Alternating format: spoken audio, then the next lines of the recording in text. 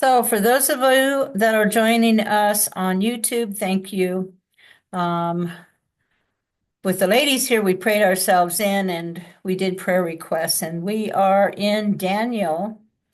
We're doing chapter 2, verse 31, and we're going to go through the book of, or excuse me, through chapter 3.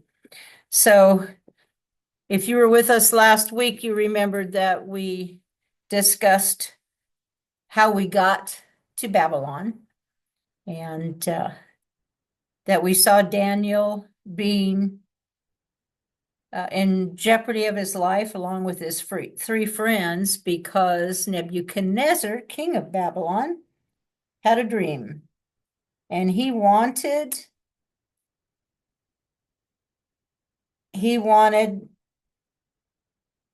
his magicians and wise men to interpret the dream. Not only interpret the dream, he wanted them to tell him the dream that he dreamt. Of course, we know nobody can do that, not even today. Can anyone tell you what you dreamt? Except God, of course. And so Daniel and Meshach, Shadrach, and Abednego had a prayer meeting, and God revealed to Daniel the prayer and the interpretation of the prayer. And now Daniel is coming before King Nebuchadnezzar, and he is going to tell him what God has shown him. What I liked about Daniel last time was that he says, God has revealed this to you, King Nebuchadnezzar. He didn't say, God has revealed it to me and I get to tell it to you. He's so humble and he takes zero credit. So in chapter 2, in verse 31, pardon me,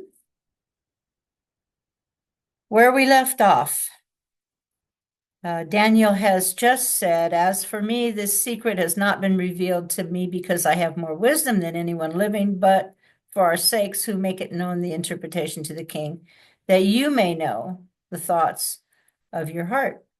So, because they were going to be put to death if no one could tell him the dream or interpret it. So, for their sakes, God has given him the interpretation. So, verse 31, you, O king, were watching, and behold, a great image. This great image, whose splendor was excellent, stood before you, and its form was awesome.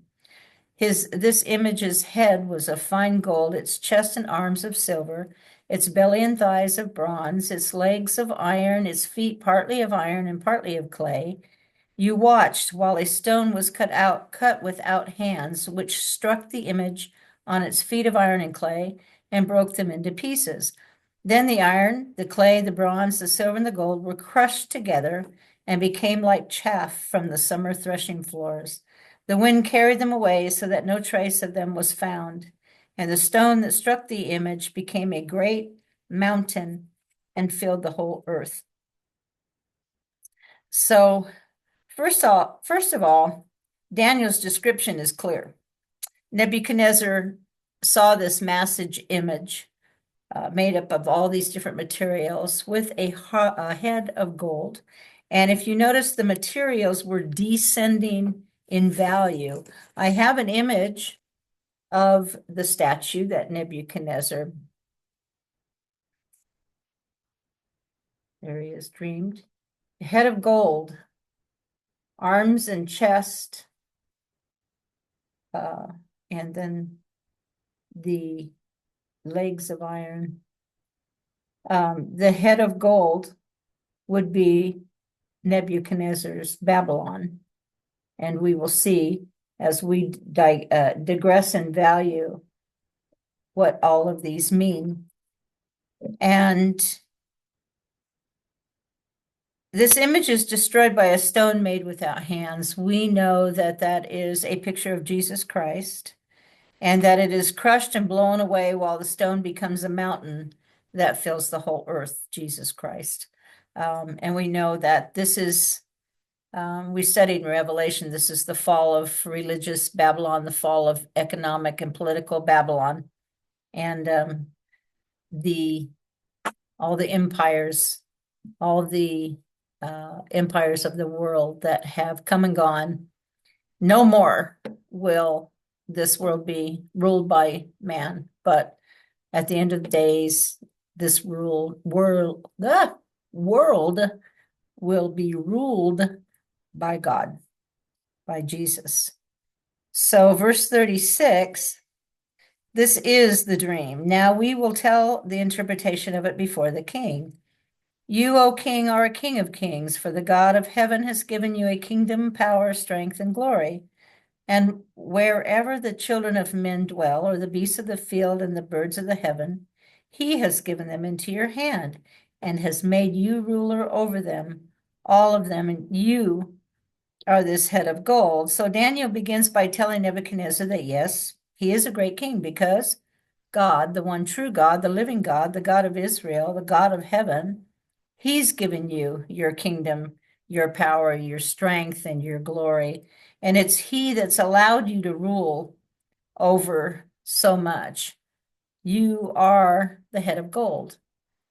And verse 39, but after you shall arise another kingdom inferior to yours, then another, a third kingdom of bronze, which shall rule over all the earth.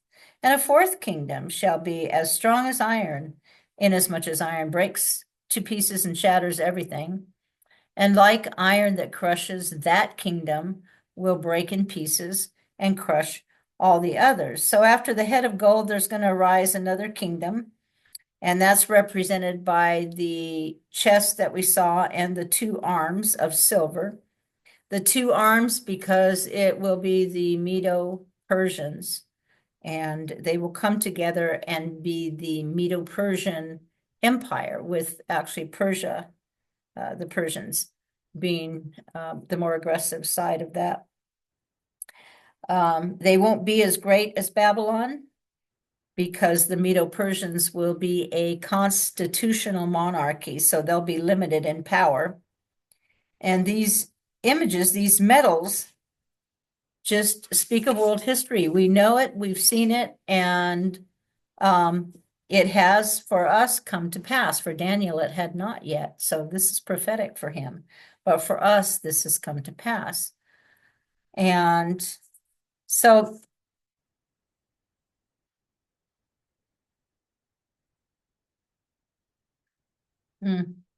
from that time until Christ's return, there's going to be 4 empires. The third one will be the Grecian Empire. So Babylon was 66 years. That was the head of gold. That was an absolute autocracy. And then there was the constitutional Medo-Persian Empire, 208 years. And that was where the nobles were equal in power, equal to the king, except for office. He was the king. Sort of like ours, huh? Now the Grecians, the brass, still lower in value, but one which shall rule over all the earth, Alex the Great. His empire was the largest one among those of the statue. Stood 185 years.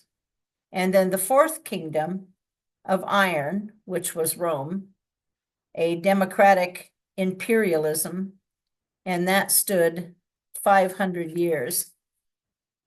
So that was Nebuchadnezzar's statue, his dream. And 41 says, whereas you saw the feet and toes, partly of potter's clay and partly of iron, the kingdom shall be divided. Yet the strength of the iron shall be in it, just as you saw the iron mixed with ceramic clay. And as the toes of the feet were partly of iron and partly of clay, so the kingdom shall be partly strong, partly fragile. And as you saw iron mixed with ceramic clay, they will mingle with the seed of men, but they will not adhere to one another, just as iron does not mix with clay. And there's been a lot of speculation on these verses, exactly what was going on, but it's just speak of a future divided kingdom with the feet of iron mixed with clay. It could be just strength.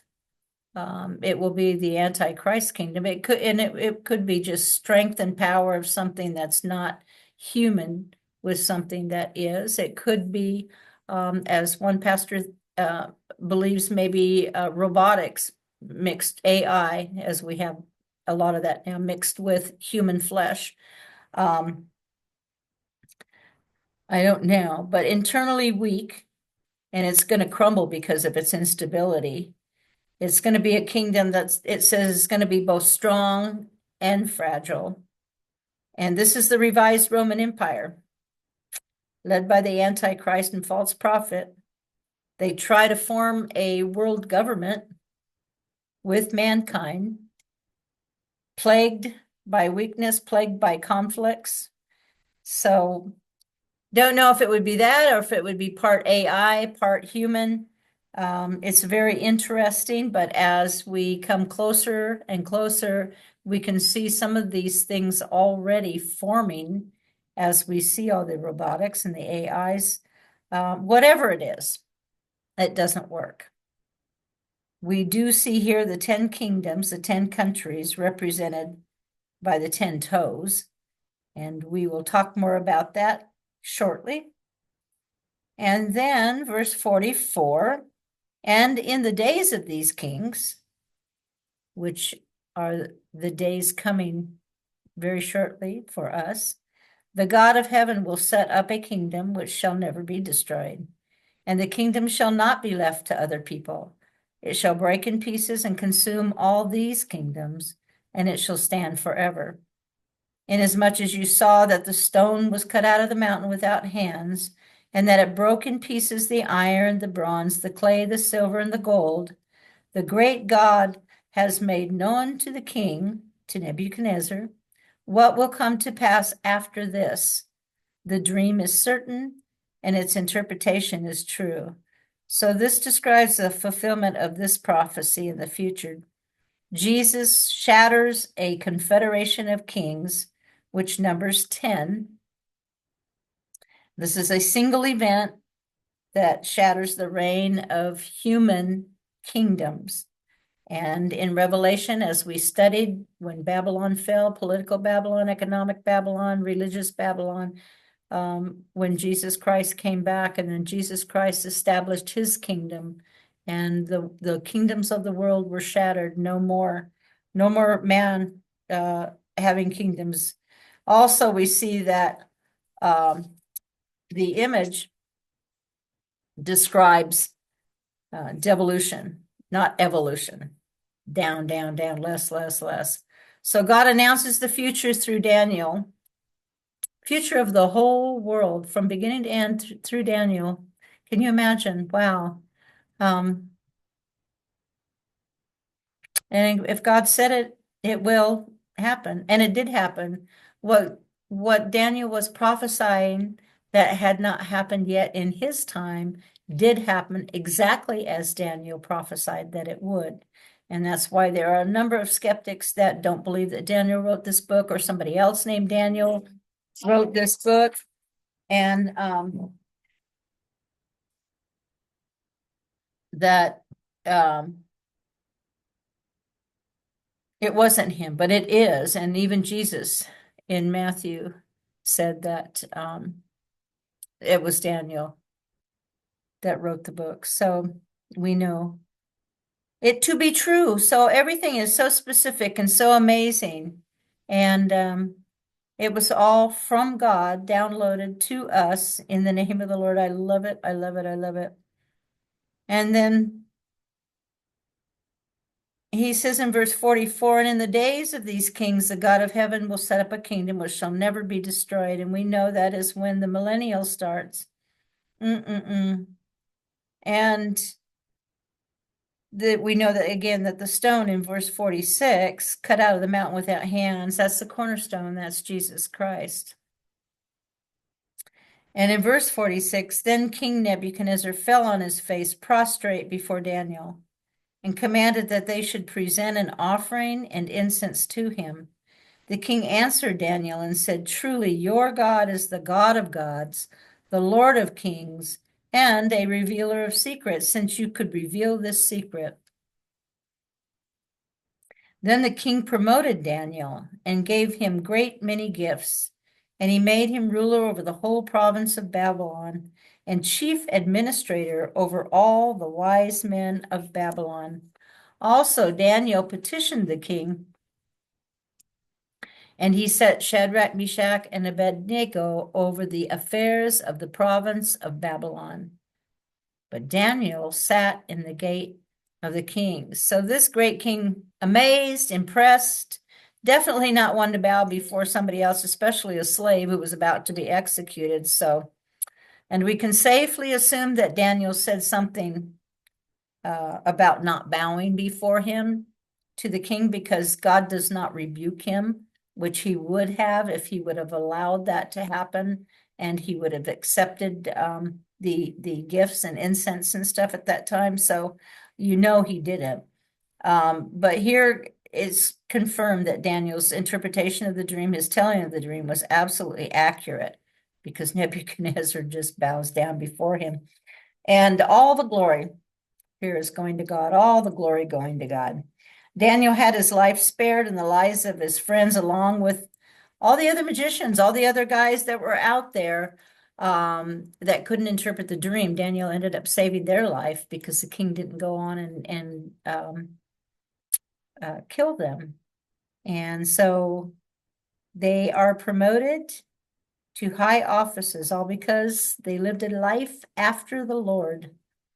Always, since Daniel was about 13, I would say. And because they took the situation to the Lord right away. They took the situation right to the Lord. They didn't try to handle it themselves. And so it's a note, when you're faithful in the small things, how God will bless you in the big things, right?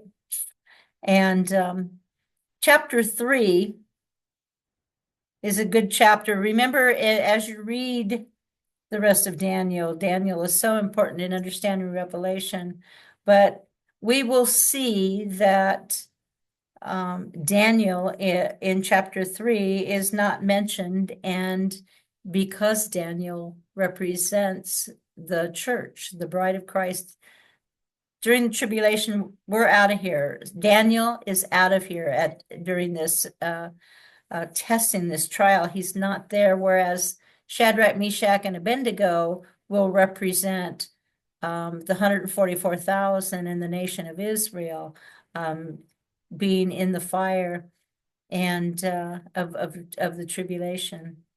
And then Nebuchadnezzar definitely representing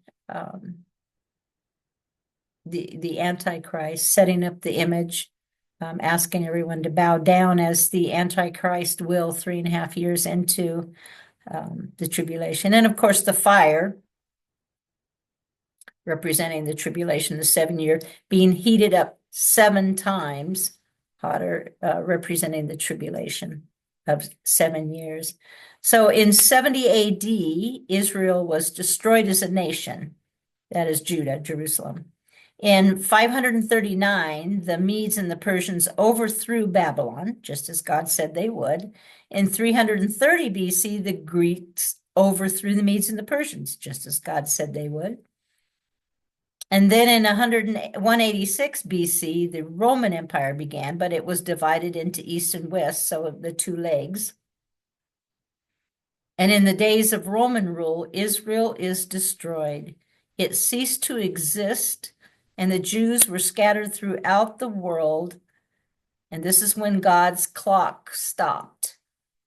And he mentions no other kingdoms but then the 10 toes, the extended Roman Empire, because in 1948, Israel became a nation again, and God's clock began from there. In 1950, the European Union, the 10 nations, came into existence, not yet strong like the old Roman Empire was. And they're a mixture already of iron and clay. But God's clock, everything revolves around Israel. God's clock revolves around Israel. So you don't see him mention you don't see him mention Hitler and, all of that. His clock stopped when Judah was destroyed, and it started again in 1948. Chapter 3, verse 1, Nebuchadnezzar the king made an image of gold whose height was 60 cubits and its width was 6 cubits. He set it up in the plain of Dura in the province of Babylon. So when Nebuchadnezzar did this, it's not clear, but scholars believe it's been like 20 years. But it would seem that enough time has passed for him to be thinking about everything. And for the enemy to work on his pride, he sets up an all gold image to say that his reign will never end. And this is in contradiction to what God had just told him that it would end. 90 feet high, 9 feet wide, so large it was probably overlaid with gold, not made out of pure gold. And there's a rectangular mound in the plains of Dura today, which is believed to be that site where that image was, and that's in Syria today. You can actually go and see that platform that they're talking about. It's interesting that man, whose number is 6, made something that's height was 60 cubits and its width is 6 cubits. It's like a 666. Man, everything is man. Verse 2, King Nebuchadnezzar sent word to gather together the satraps, administrators, governors, counselors, treasurers, judges, magistrates, all the officials of the provinces to come to the dedication of the image which King Nebuchadnezzar had set up. So all of these leaders gathered together for the dedication of the image that King Nebuchadnezzar had set up, and they stood before the image that Nebuchadnezzar had set up. So these satraps, just a Persian word meaning protectors of the realm, and everybody that served in government, they're all called together by Nebuchadnezzar. I mean, this guy is trying to find a way to make what God said not happen. That's why he's a picture of the Antichrist. The Antichrist is instead of Christ. This image is an image representing something instead of what God said would happen. It's different. And then he's testing the allegiance of everybody in the kingdom, and he's going to use the worship of the image for just that. We know that the Antichrist will set up an image. And Nebuchadnezzar at this point thinks he's God. They've convinced him, and his pride has convinced him that he's God and he can change what the heavenly God has proclaimed. Satan's the same way. Satan thinks that he can change God's plan, that he can make it not end, not go the way God says it will go. Verse 4, then a herald cried aloud, to you it is commanded, O peoples, nations, and languages, that at the time you hear the sound of the horn, flute, harp, lyre, and psaltery, and symphony with all kinds of music, that you shall fall down and worship the gold image that the king Nebuchadnezzar has set up. Whoever does not fall down and worship shall be cast immediately into the midst of a burning fiery furnace.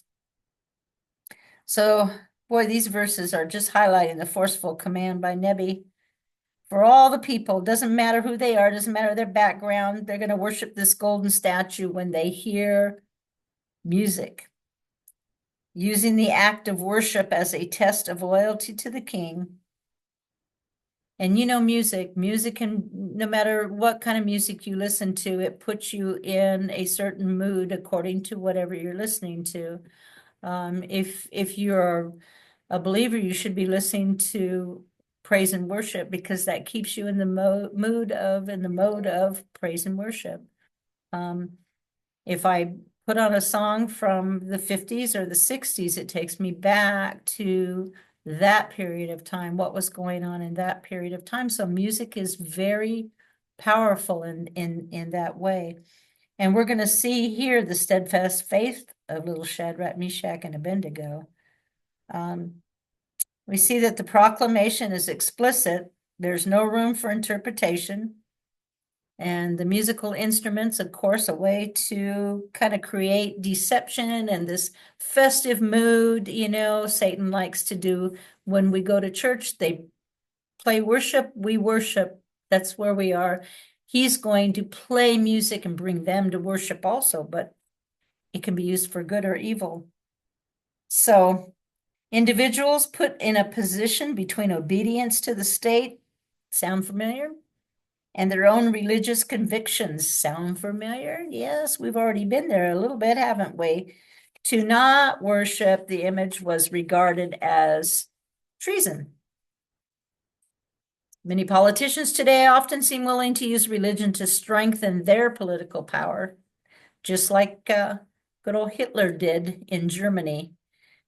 It was said, it was said back then, whoever serves Adolf Hitler served Germany, and whoever serves Germany serves God. So he was making it all seem so religious and so okay.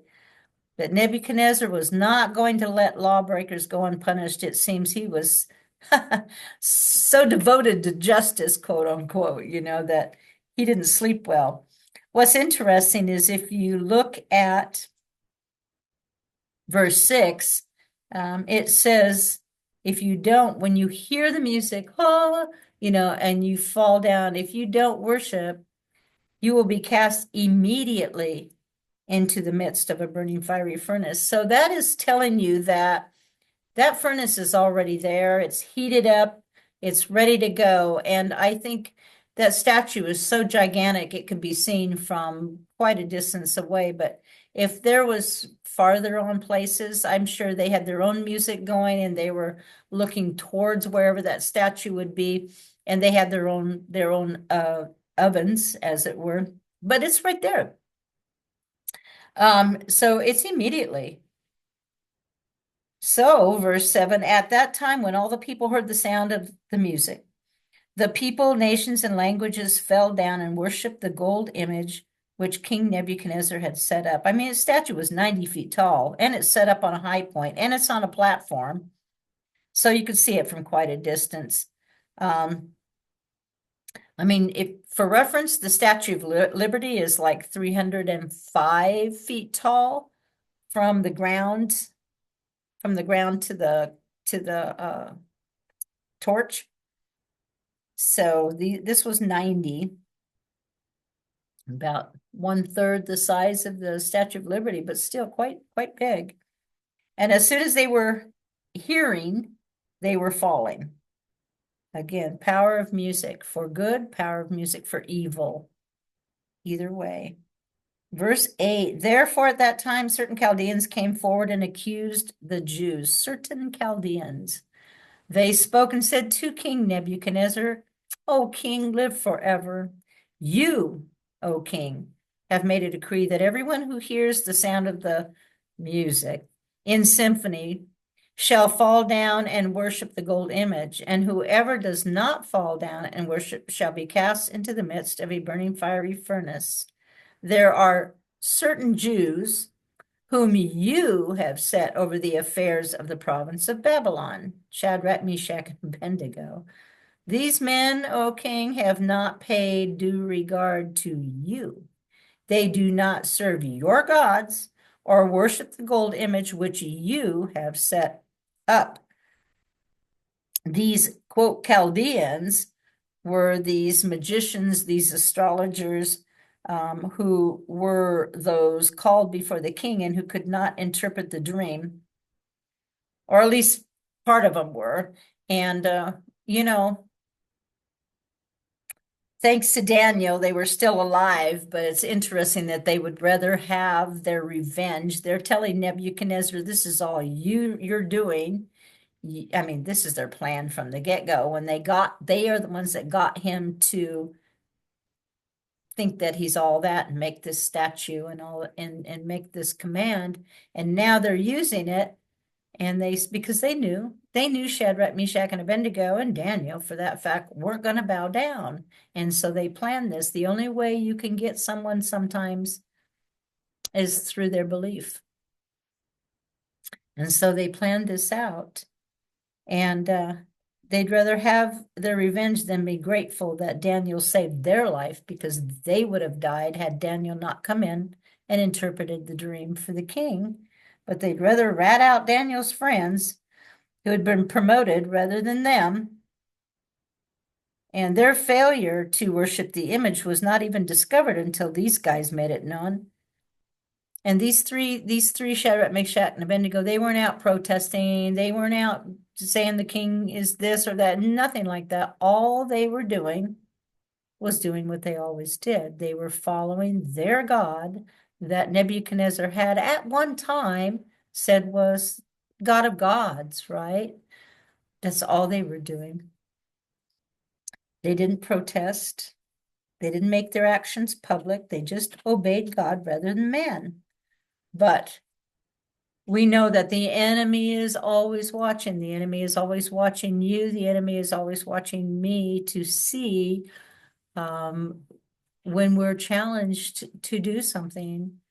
What do? Do we just say, well, we could bow down a little bit when they play it. We just won't go all the way to the ground, but we'll bow a little bit. Uh, an unbeliever is always watching a believer to see what you do in circumstances. Verse 13, then Nebuchadnezzar, in rage and fury, gave the command to bring Shadrach, Meshach, and Abednego. So they brought these men before the king. Nebuchadnezzar spoke, saying to them, is it true, Shadrach, Meshach, and Abednego, that you do not serve my gods or worship the gold image which I have set up? Verse 15, now, if you're ready, at the time you hear the sound of the horn, flute, harp, lyre, all the instruments, you fall down and worship the image which I have made good. But if you do not worship, you shall be cast immediately into the midst of a burning fiery furnace. And you should have this underlined in your Bible. And who is the God who will deliver you from my hand? I mean, to his credit, Nebuchadnezzar doesn't take someone else's word for it. He actually sends for these three and speaks to them himself and asks them, is it true? That would be very unusual because the command was, you don't bow, you go immediately into the fiery furnace. They didn't. They didn't bow. He didn't send them to the fiery furnace. He had them brought in to talk to them. So that's the hand of the Lord. It's one thing to stand for God with friends. It's another when you're face to face with the enemy. They were face to face with the enemy. And we must be able to stand. And now, where is Daniel? Again, Daniel being a picture of the bride of Christ, the church, is a picture of the rapture. He's not here. And because this is a fiery trial, this is a picture of the tribulation.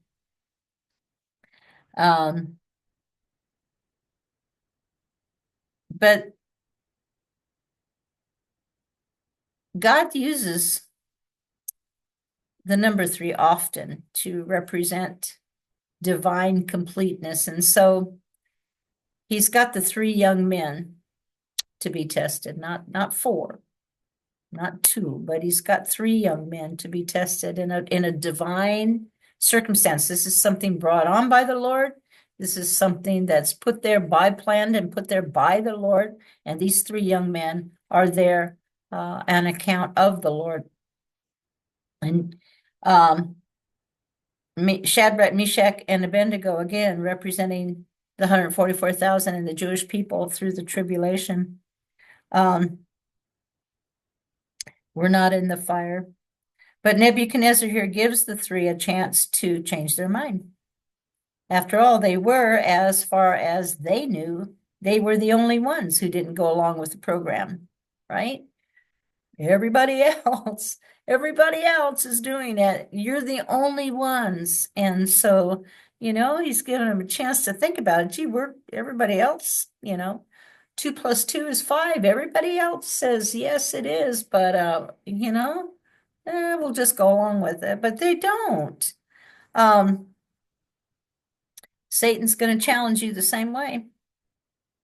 And Nebuchadnezzar thought nothing of insulting all the gods because he thinks he's God. He's got a lot of pride. His God is himself. And verse 16, Shadrach, Meshach, and Abednego answered and said to the king, O Nebuchadnezzar, we have no need to answer you in this matter. If that is the case, our God, whom we serve, is able to deliver us from the burning fiery furnace, and he will deliver us from your hand, O king. But if not, Let it be known to you, O king, that we do not serve your gods, nor will we worship the gold image which you have set up. Their guilt in this matter needed no defense. He said, we don't have to answer you. We have nothing. We don't need to defend what we're doing. They wouldn't bow. Instead, they showed a great understanding of who God is.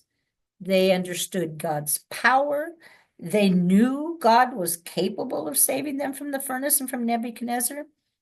But if he does not, they also understood submission to God, that they have to do what's right, even if God didn't do what they thought he would. You know, so often when we're in trials, God will take us through the trial, not the way we think it should be, not in the time we think it should be. He says, let it be known, a testimony to all who were present and to all throughout the ages, we do not. Took a lot of faith to say that. God had brought them to this place of great faith as they were obedient in the smaller things, like eating the food that the king put before them. They were so faithful in that. Daniel and Shadrach, Meshach, and Abednego had probably surrendered their life, at least Daniel, somewhere around 13 years of age or so. And he had been just faithful, walking with the Lord all this time and giving no excuses. They didn't think of any reasons why they should bow. They just stood in faith. And you know, when we come into a trial, or when you come into tribulation, into a fiery furnace, God wouldn't necessarily, he's not going to keep you out of it. He's going to let you go into the trial, into the testing, but he's always going to be in there with you. And he tries to tell us that in this story right here, a true story of how he rescues, and he will bring you out on the other side. And then verse 19. Then Nebuchadnezzar was full of fury. You know, when you don't get your way and you're very prideful, right? And the expression on his face changed toward Shadrach, Meshach, and Abednego, and he spoke and commanded that they heat the furnace 7 times more than it was usually heated. And he commanded certain mighty men of valor who were in his army to bind Shadrach, Meshach, and Abednego and cast them into the burning fiery furnace. Then these men were bound in their coats, their trousers, their turbans, and other garments, and were cast into the midst of the burning fiery furnace. Therefore, because the king's command was urgent, and the furnace was exceedingly hot, the flame of the fire killed the men who had took up Shadrach, Meshach, and Abednego. And these 3 men, Shadrach, Meshach, and Abednego, fell bound into the midst of the burning, my lips don't want to talk today, burning fiery furnace. Angry, right? Antichrist, Satan, angry. Goes into the tribulation 7 times. And you know, during the tribulation, as we study Revelation, how God's wrath gets starts out here and gets more and more and more and more and more and more, right?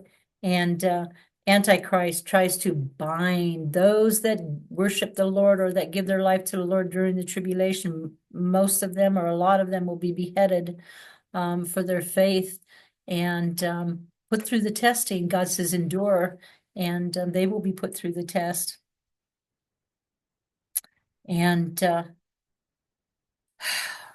just pride. Nebuchadnezzar, furious they won't obey him. He had spoken somewhat kindly to them before, but now the men, they are staying courageous in their faith. But remember, there's going to come a day when the person that was ashamed of Christ will themselves be ashamed. They had on all their clothes when they were bound, in order that the 3 would burn quickly with all your clothes on and completely. Fire 7 times hotter than normal. And we know the number 7 symbol of completeness or complete intensity. This emphasizes the miraculous nature of the three walking through the flames unharmed and God's ability to protect. Heated up 7 times hotter. You don't want, just like the way the tomb, the stone was rolled away, or Lazarus raised from the dead X amount of 3 days, making sure he was dead. It's like this was heated up 7 times hotter. It's not, anybody's not going to say, oh, they were able to find some cold spots in there, or they got to the edge and it wasn't that hot. No, no, no, no. They heated it up so hot that the men of valor were burned when they went in. So nobody could survive. And that's when God did his miraculous work. And he did burn off what bound them, but nothing else. Nothing else. And King Nebuchadnezzar was astonished. And he rose in haste and spoke, saying to his counselors, did we not cast 3 men bound into the midst of the fire? And they answered and said to the king, true, O king. Look, he answered, I see 4 men loose, walking in the midst of the fire, and they are not hurt. And the form of the 4th is like the Son of God. So that in the Septuagint, which is the first known translation of the Bible in Greek, it says that Nebuchadnezzar's attention was caught when he heard them singing praises in the furnace. I like that. I like that. When you're in the middle of a trial, can you sing praises so that when the unbeliever looks, what is going on? How can they sing praises? They're in the middle of a trial. They're in the middle of that. They just lost a loved one. But they're singing praises to the Lord. What is going on in there? And he says the mighty men had been consumed by a backdraft. So who is he hearing? He's hearing praises and he's hearing singing. Who is he hearing? So he goes closer. And a Babylonian tablet dating from the time of Nebuchadnezzar decreed that if you offended the gods, any gods, you'd be cast into a commercial oven like a brick kiln. That confirms the story of Daniel chapter 3. And it's spelled Akkadan. Akkadian is the word used. And this is the picture of what a kiln, an oven of that day, something like that, what it would look like in the days of Daniel and Shadrach and Meshach. And Nebuchadnezzar tells us who the 4th person was, the Son of God. I mean, Jesus, and before he came to earth, he was literally with them. Now, we don't know if the 3 men, Shadrach, Meshach, and Abednego, if they knew that Jesus was in the fire, if they actually saw him in the fire with him, but we know he was there. The furnace, nonetheless, he was in the fire. He tells us that he'll be in the testing with us. He won't necessarily take you out of it, at least until the testing is through, but he'll be in there with you. And we personally, we can face either the furnace that man prepares, the furnace Satan prepares, or the furnace God prepares. Nebuchadnezzar saw 4 men. They were walking. They weren't harmed by the fire. They were loose. They were free. And the fire only burnt the bindings. And when you're in a trial, when you're in a temptation, when you're going through something, you do come out not harmed by it, but stronger for it. And it's very true. Verse 26, then Nebuchadnezzar went near the mouth of the burning fiery furnace and spoke, saying, Shadrach, Meshach, and Abednego, servants of the Most High God, come out, come here. Then Shadrach, Meshach, and Abednego came from the midst of the fire, and the satraps, administrators, governors, and king's counselors gathered together. They saw these men, on whose bodies the fire had no power. The hair of their head was not singed, nor were their garments affected, and the smell of fire was not on them. It's interesting that Nebuchadnezzar spoke into the fire, calling Shadrach, Meshach, and Abednego what he finally realized they truly were, servants of the true God, the God Most High. He saw their testimony and God's glory and power while they were yet in the midst of the testing. And what about us? As an unbeliever looks on your life as you're in the middle of testing, what does he see? Are you handling it the way the world handles it? Or have you given it to the Lord? Have you had faith in the Lord and you're in that trial and knowing that God is in it with you and you're singing praises to the Lord? Just reminds me of a sister right now that is in a trial like that and is just still praising the Lord. And as unbelievers look in, as they look into the testing, into the trial, and they see that you're different than the world, you give a testimony of something that they prayerfully would want. And all of these men are standing around as well. And who knows how many of them might have believed in the God of Israel at the time. And the trial didn't have any power over them because they were completely submitted to the power and will of God. And we see that their deliverance was complete. And when Jesus brings you out, you will come out whole and complete. This account may symbolize the future of Israel during the tribulation.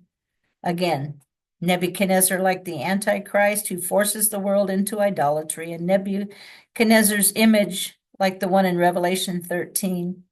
The furnace, like the tribulation, which will be great suffering for the Jews, and the three Hebrew men, like the 144,000 and Israel, preserved through the tribulation. And the mighty men, like those of the Antichrist that Jesus will slay.